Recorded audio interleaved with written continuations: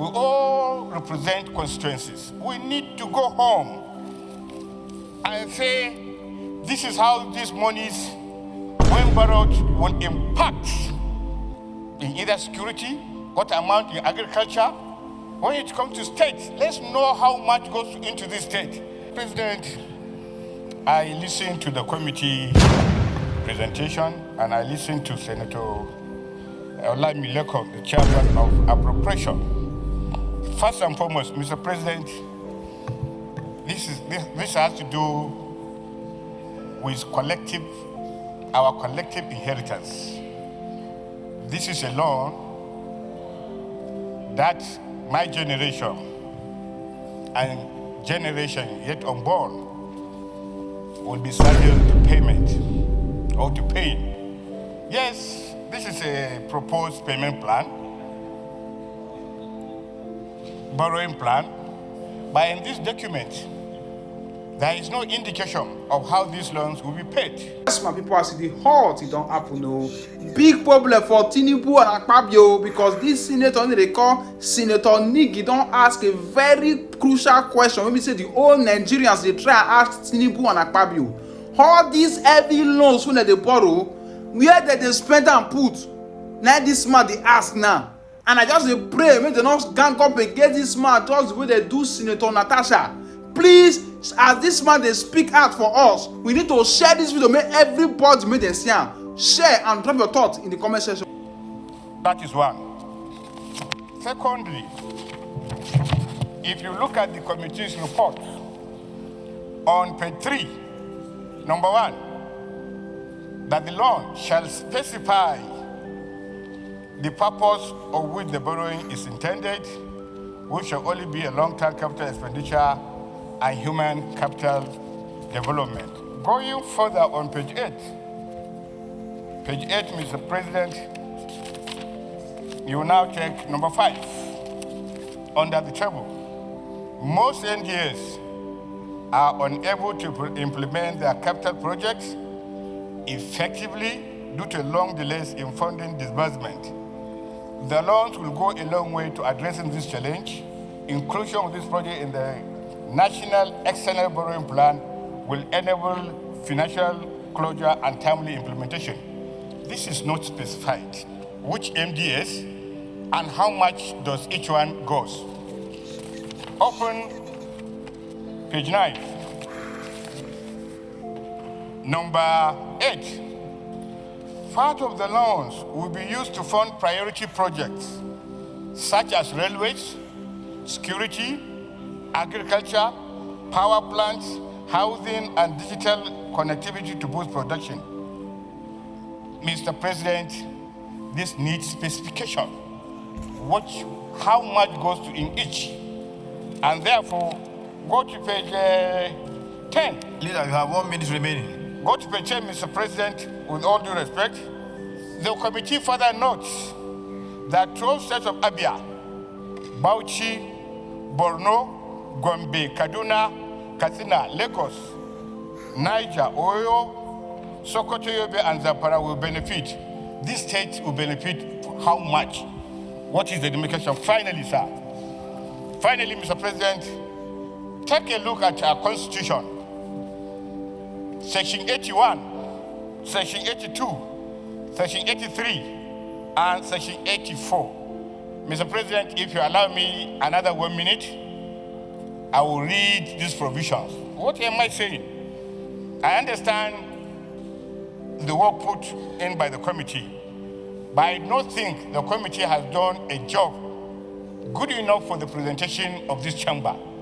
We all represent constituencies. We need to go home and say, this is how these monies, when borrowed, will impact in either security, what amount in agriculture.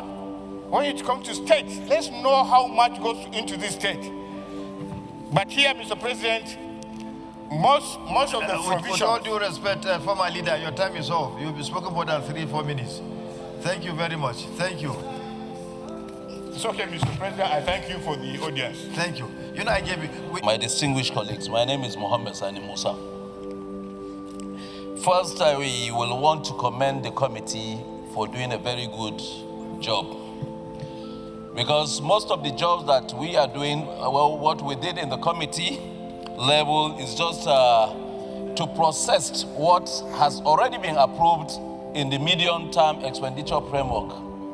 If you look at the borrowings, we have approved it right from the time we passed the MTEF 2025 to 2027. So, and the borrowing plan is spread over a period of almost 6 years of disbursement and execution.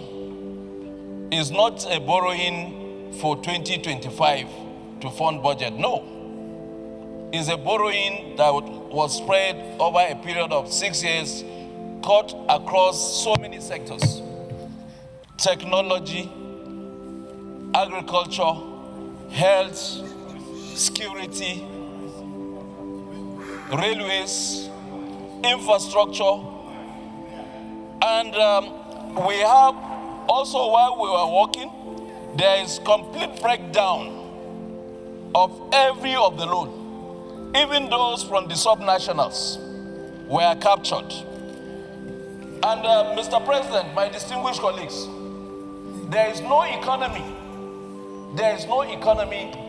that advances without borrowing. And what we are borrowing in Nigeria today, compared to what we have and the prospects of what we have, especially with the tax reform that we have come up with, you will see that even as we are today, we have not defaulted one single time in our repayments.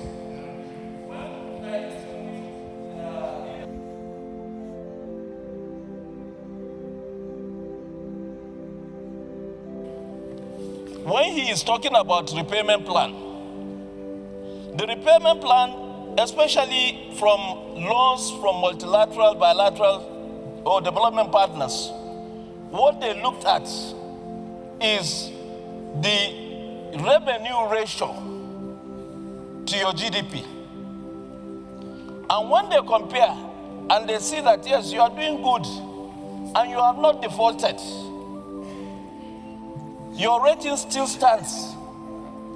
So why should we not take this money to help Nigeria in many of the challenges that we're having, especially in food security, in security itself, and in our infrastructures, and everything is captured in this loan. So I believe that what the committee has done and what, with the wisdom of Mr. President, this is the best that we can do at this period. Thank you for the wonderful insight into this issue, into this report. Let me also call on the chairman, Senate Committee. Made that all the 36 states of the Federation will benefit from in various interventions the government proposed. But most interestingly to me, Mr. President, for the first time, I have seen an elaborate provision made for money to be borrowed to build the Eastern Rail Line from Port Harcourt to Maiduguri. A provision that was put in the budget, $3 billion. I didn't need to look at any other thing to support this borrowing plan. Yes, because I've been on this chamber clamoring through motions that Eastern Rail Line corridor from Port Harcourt to Maiduguri should be reconstructed. Now, $3 billion have been provided for it. So this accords to the needs and desires of people who use that rail line. Among other things that I saw, the repayment plan, some of them have 20 to 35 years. It's not something that you borrow today and pay back tomorrow.